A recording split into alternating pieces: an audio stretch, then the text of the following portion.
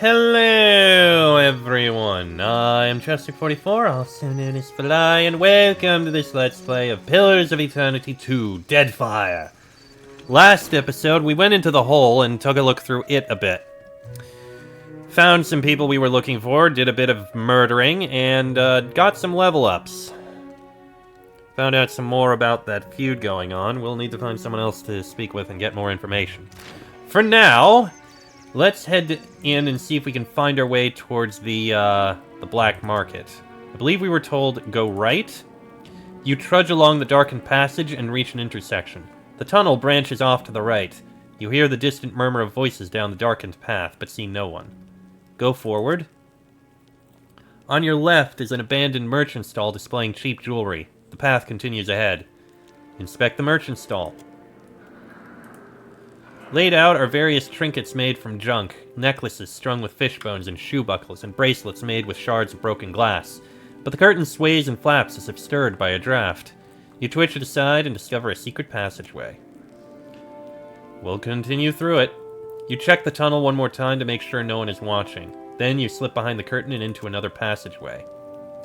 You're walking along when several hooded figures materialize out of the darkness. Not so fast.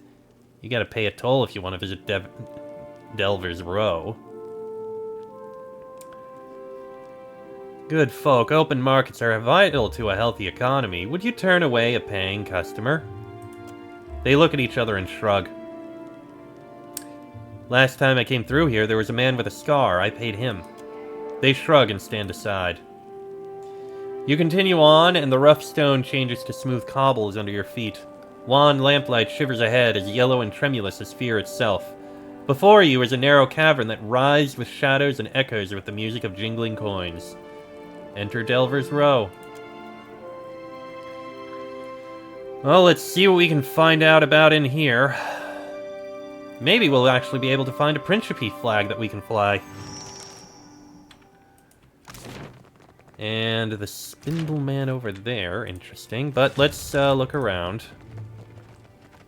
Enarat, hello there. An Orlan woman stands over a table laden with herbs and spices. She mixes them without looking at her work, pausing now and then to raise a sprig or file to her nose. You realize she is blind. It's the smell of cardamom that drew you, no? Or perhaps the sting of fresh pepper. Or maybe you seek something with a stronger bite. She swivels her ears, but her cloudy eyes do not find you. What do you sell? Food, of course, and supplies for the road. Though most here come to me for poisons and venoms. Ah.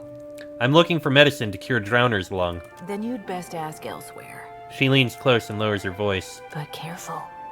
If the Mataru overseer hears there's a sickness, might be he has more questions for you. She raises her brows over sightless eyes. Noted. I have plenty. Let me see your supplies.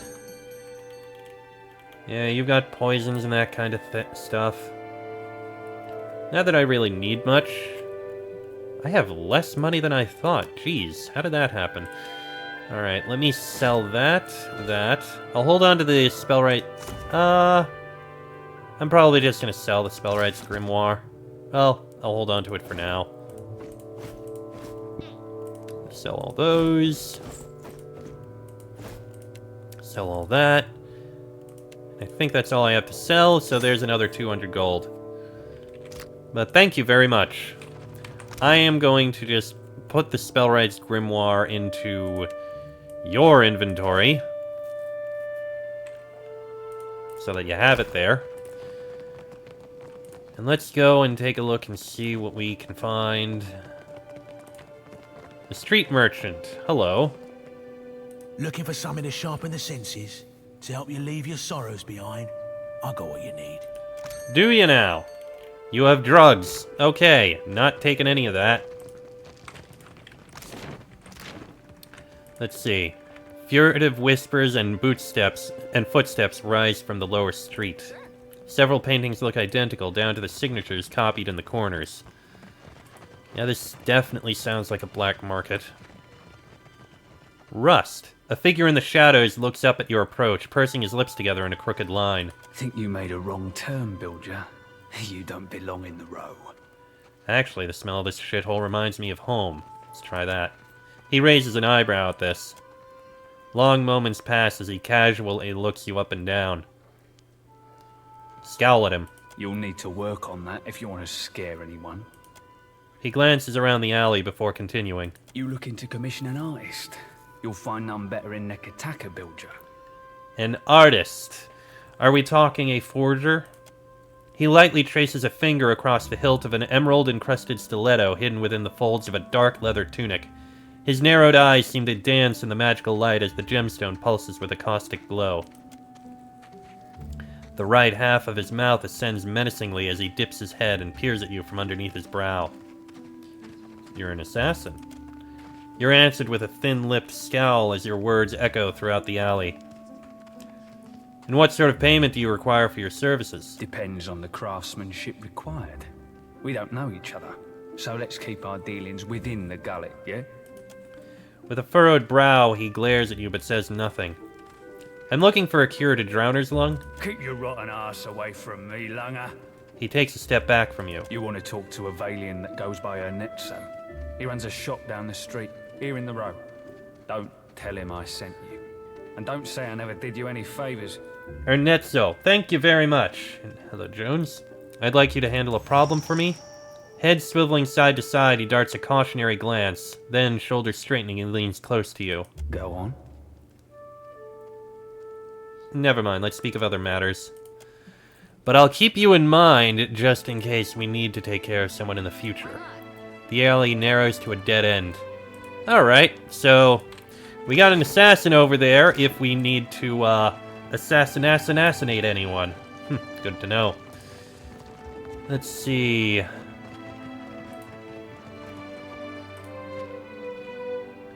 Seems that doesn't lead to anything, except maybe a side route out, I guess.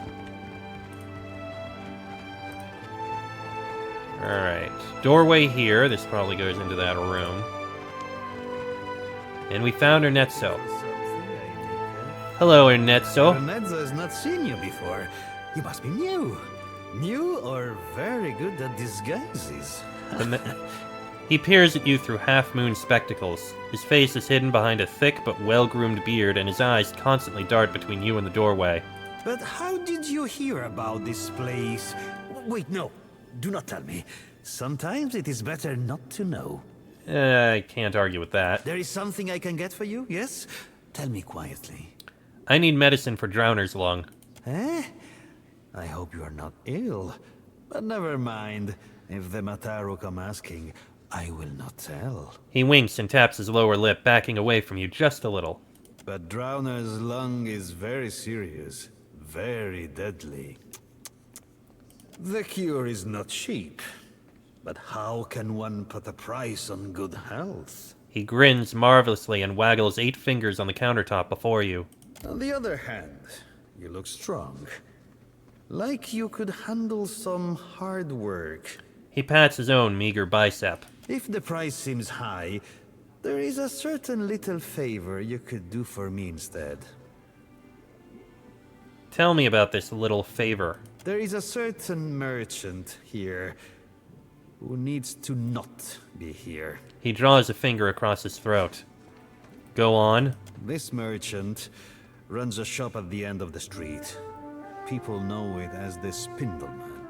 If you get rid of it, then I will give you the medicine. Uh-huh. He nods, his spectacles flashing in the candlelight. Hold on, not so fast. Do they call him that because he carries a spindle, or because he's got spindly legs? He studiously ignores Adair. And what do you know about the Spindle Man? Merla, it is a dangerous pest. He crosses his arms and shudders. When it dug its lair, it did not even ask permission of their... of the boss. Usually you want to pay the proper respects if you're digging a lair. Is that all? He shakes his head. They say it is a mind reader. We in Delves Row are simple folk. Quiet folk. I see entirely why they don't want him there. It does not do to have a mind reader nosing among us. You understand me, yes? He inclines his head toward you. I need supplies. Garari Cuirass. Let's see. Legendary armor. Ooh. Pretty powerful thing. Exceptional and fine things.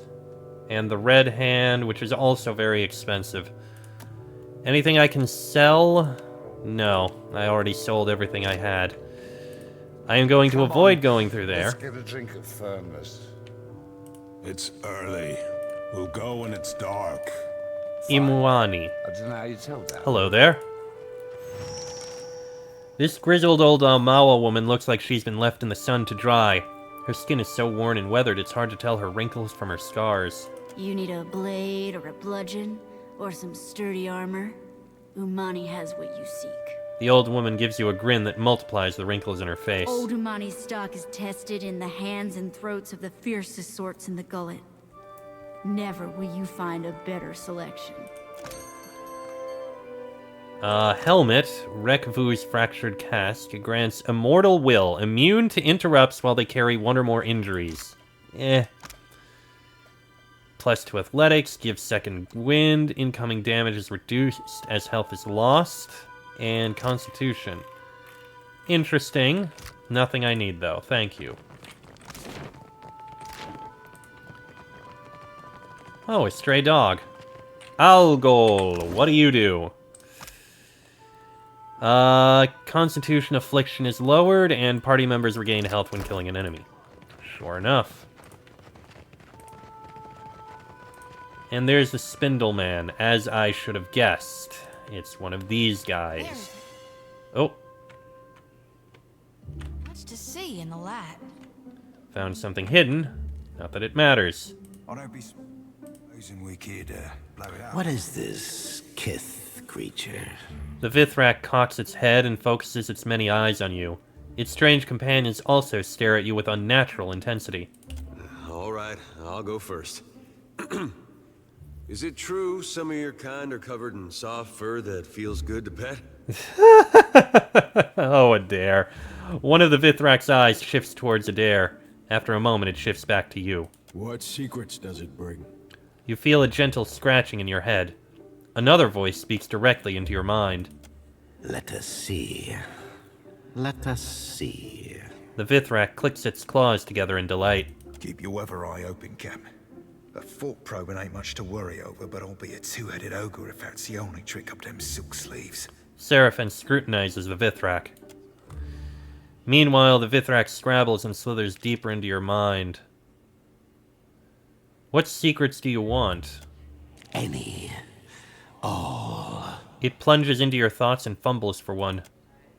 Yes, you came to Deadfire seeking knowledge, too. Let's talk instead. Why don't you ask me what you want to know? The language of tongues is a dull, tedious thing. It snaps its mandibles together. Why ask when you can see for yourself?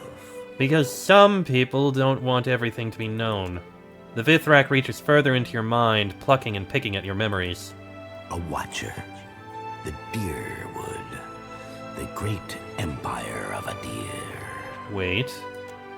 A death, a life, a wide sea, stirred by storms and pirates and... Aethys's giant glowing head surfaces in your mind. Ah, a wonderful secret. You hear the Vithrak clack and rub its mandibles together. It reminds you of a glutton licking his lips. I don't trust this creature. At all. He eyes the Vithrak and looks toward the exit. The creature's probing psyche traces a question in your mind. Its strange companions stand perfectly still, waiting.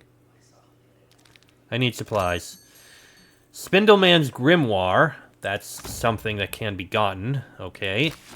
Sisypho's Stone. Lower action speed and damage to attacker when we're hit in melee. Mortification. Another Grimoire.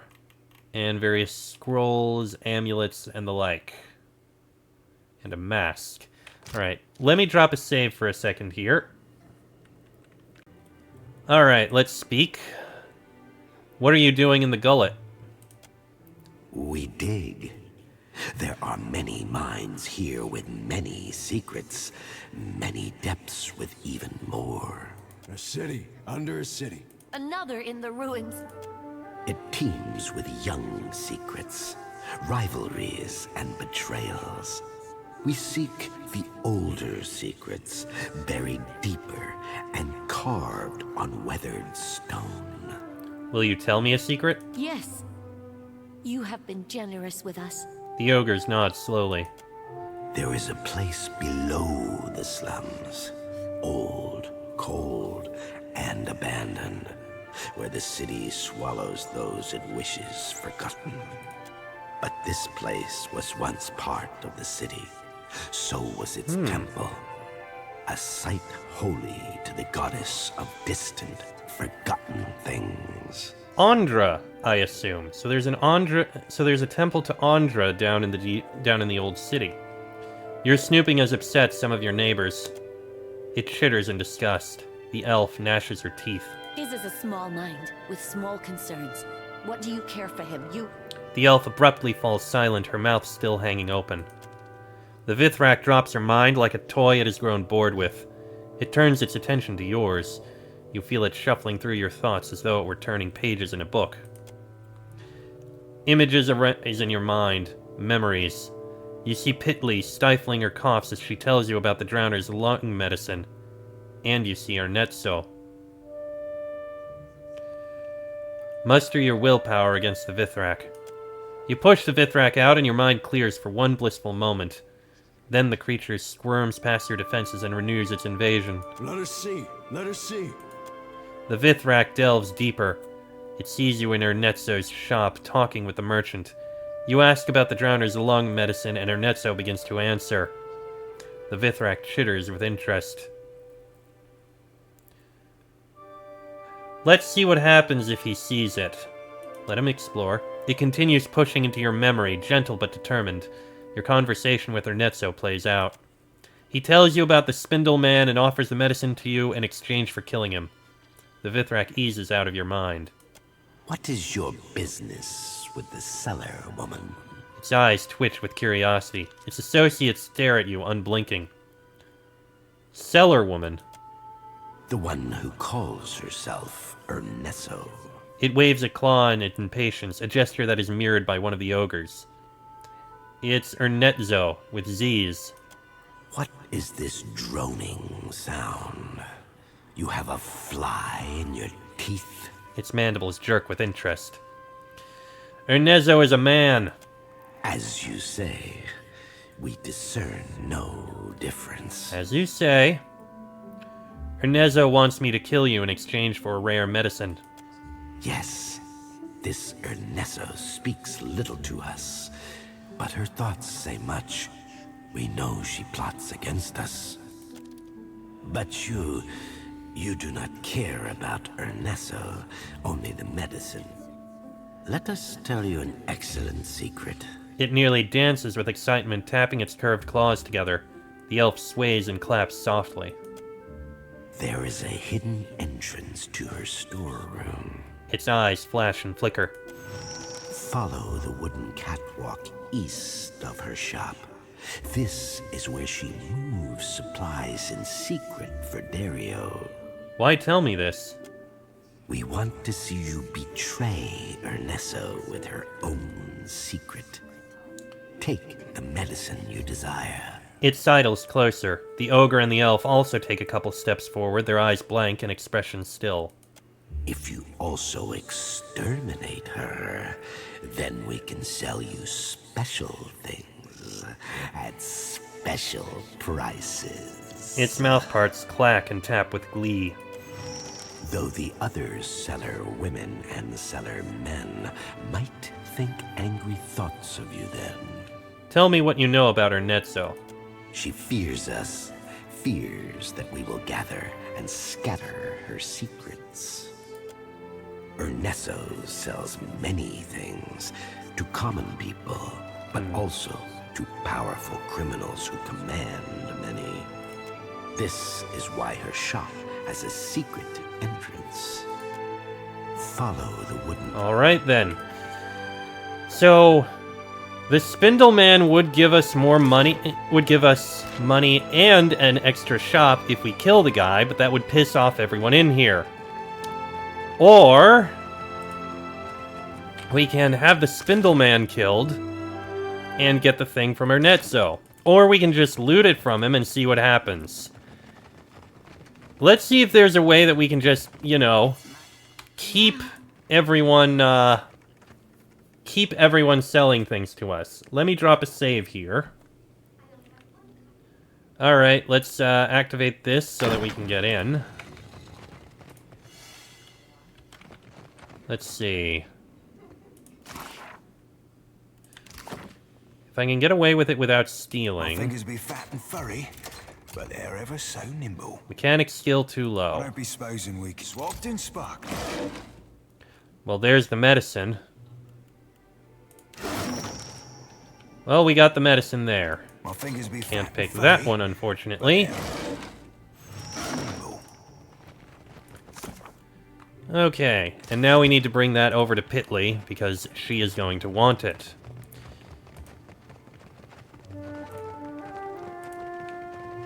So, if we talk to Ernetzo now, can we still trade with There him? is something I can get for you, yes? No, we can still trade with him. Okay. So I think that's fine then. That said, what's in this direction? Back up. No shops this way, stranger. The thug holds up surprisingly smooth hands, stepping in front of you. What are you guarding? You think I'm standing here so I can tell you about it? Come on, go. He flicks his fingers in a shooing motion. His nails shine in the torchlight. How do I get permission to pass? That's up to Dario. He drums his long nails against his hip. Alright, so I guess I can't speak to Dario then. Unless I get summoned, I suppose. So, I guess we'll just head out and give the Drowner's Lung medicine to the Dawnstar who needs it. Fair enough. We can get out easily enough. And we will go to the Gullet. Exploring the Narrows would be interesting, but I have no idea what could be in there. Could be dangerous. I mean, it almost certainly is, but regardless. And it is midday, and also, oh god, it is foggy. Alright, let's go down to Pitley's Sanctuary. And I have good news for you, Pitley. Wonderful news, in fact. Need something? Here's your medicine. Her eyes, watery and red, dart between you and the phial you hold. She coughs into her fist. That could save an awful lot of sick people. She wipes her hand on her shirt and holds it out to you. And we'll give it to her. She takes the bottle from you and uncorks it. A sharp, piney odor escapes. She breathes it in and smiles. That's the stuff, all right. Thank you. That's from me and from the children of the Dawnstars. Ooh. Halgot's Warmth. +1 priest restoration power level and burn armor rating. I know he's gonna get that. If you'll excuse me, I better start treating the sickest ones. Of course. It's important for you to treat those who need it. Alright. Jyoti, you are going to get one of these rings. Think it suits me? And when we get a moment, we will need to talk with you about, another thing. Need something? I was told you may be able to help with the food shortage in the Gullet. We tried. But the one away is prize share. Meaning anything we give these people has to go through the palace. Best I can tell, our food went to the Queen's table. Assuming it didn't rot in the storehouse first. If the Queen sanctioned more shares for the Roparu, would the Dawnstars donate crops again? Her thin lips worry together, but she nods. That's a question for Samhain. I'd ask her myself, but I should stick close. In case any more sick Rapahus show up. She's High Priestess at the Temple of Gone. Tell her Pitley sent you. She'll listen. Probably. Got it. So we'll need to go to the temple. I don't know where that is exactly, but we'll find it eventually. Alright, we have a few more minutes so we can take a look at the last bit that there is up here. Up in the northeast corner. Oh! Hello? You've caught the eye of someone important. A cloaked figure sidles up to you, hidden behind a raspy whisper and a long, drooping hood. If you're interested in making good pay and a good friend, head to the Narrows at the western end of the gullet. Once you reach the alleys, go right and right again as soon as you can. Then, follow the bend to the left. Oh. The bullies guarding the door have a weakness for chewing Svev. You can follow their trail. Her teeth flash under her hood. Tell them Dario sent for you. And remember your manners. Right, left. Okay, we can go see what this is going to be. How about that? I'm curious. You hear? The Dawnstar's granted Peetly the power to heal the plagued folk. I always knew she was a blessing on us. Never doubted her. Surely. So you got the pustule drained? Well, not yet. Alright, well, let me drop a save, and then we'll take a look at this. Alright, so it's right, left. Explore the Narrows. You're gonna go right. Then right again. The floor around the entrance is spattered with something as thick and dark as tar. It looks like Svev. Go left.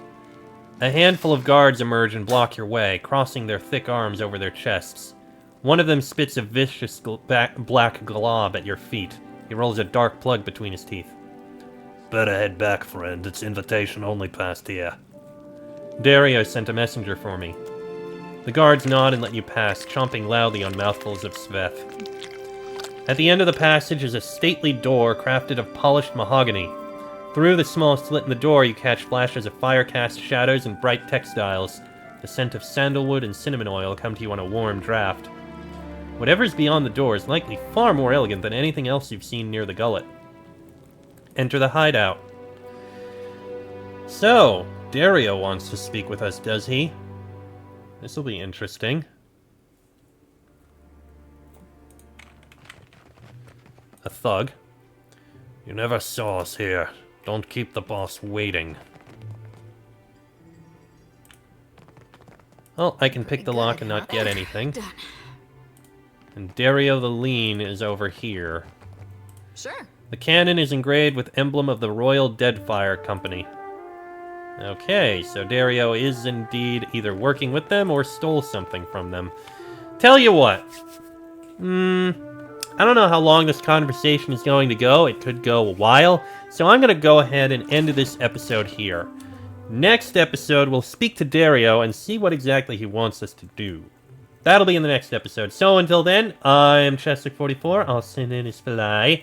That is Laniara, Adair, Joti, Aloth, and Seraphin. This has been a Let's Play of Pillars of Eternity 2, Deadfire, and I shall see you all next time.